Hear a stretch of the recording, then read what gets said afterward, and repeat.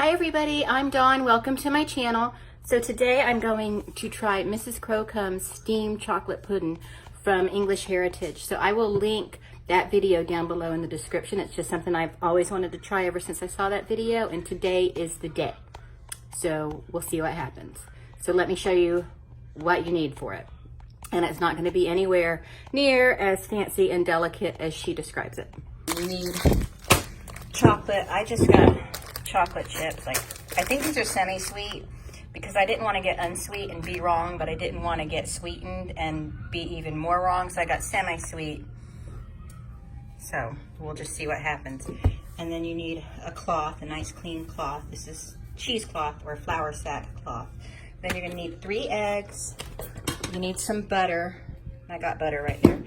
And you need a vessel to cook it in or to steam it in. And I couldn't find one that was big enough. And I got these little popcorn containers. And I just got 2 of them. So I'll be making 2 of them. And then you need castor sugar. I didn't find anything called castor sugar, so I just got granulated sugar. All right, so let's get started. So you need half a pint of milk also. I mentioned the breadcrumbs. You need plain breadcrumbs also, and some twine to tie your cloth around the vessel. Okay, so first you're going to melt the chocolate and butter together. Okay, now that it's all melted, you're going to add your breadcrumbs, plain breadcrumbs, and then your milk.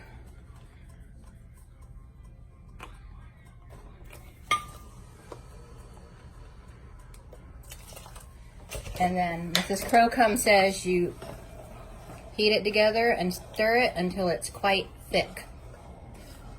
So I'm just going to assume that's until everything's well incorporated and kind of thick. This is my favorite way to separate them. Just make sure your hands are clean.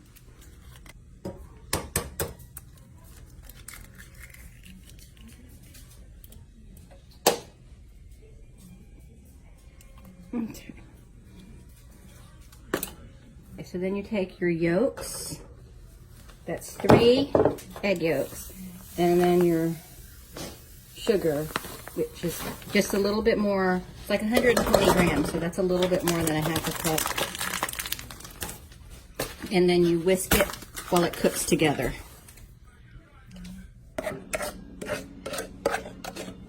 Then we're adding the eggs to the chocolate mix, which we took off the heat. Mrs. Crocumbe puts it all in a separate mixing bowl. I'm not doing that.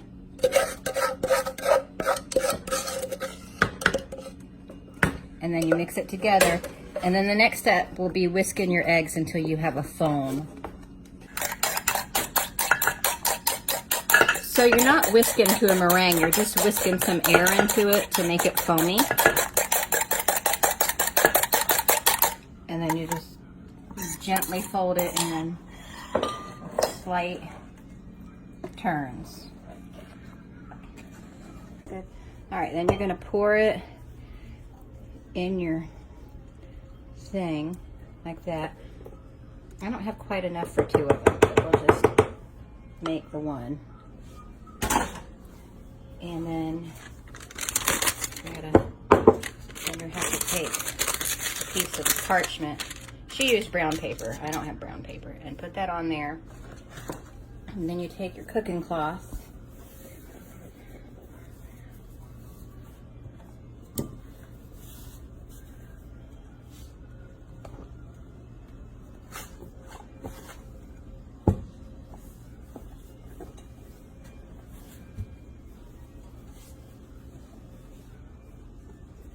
Wrap it around here. And you tie it with a piece of cooking twine, which of everything in this, cooking twine was the only thing I didn't have to buy at the store. Cooking twine was the only thing I had in the house.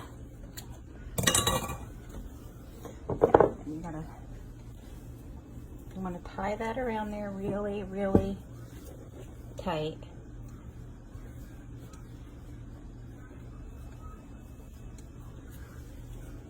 And then Mrs. Crocumbe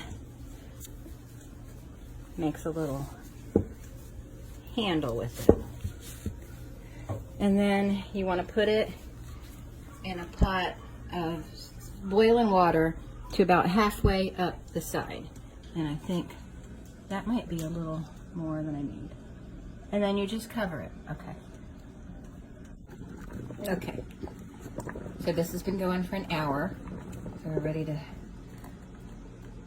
take it out, I think. And hopefully this worked out. So we're just gonna let that cool off. Okay. So we're gonna, I tied that tight. We're gonna cut and twine.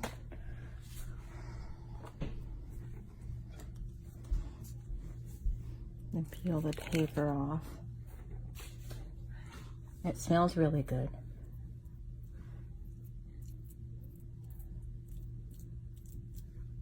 Okay. And let me put it on here. And we'll just, oh look, I boiled it with the, oh my God, oh almost perfect. Look at it! I made it! Now, you could cool it all away and serve it chilled, or you can serve it warm with like a icing or like a, I would do sweetened condensed milk. But look!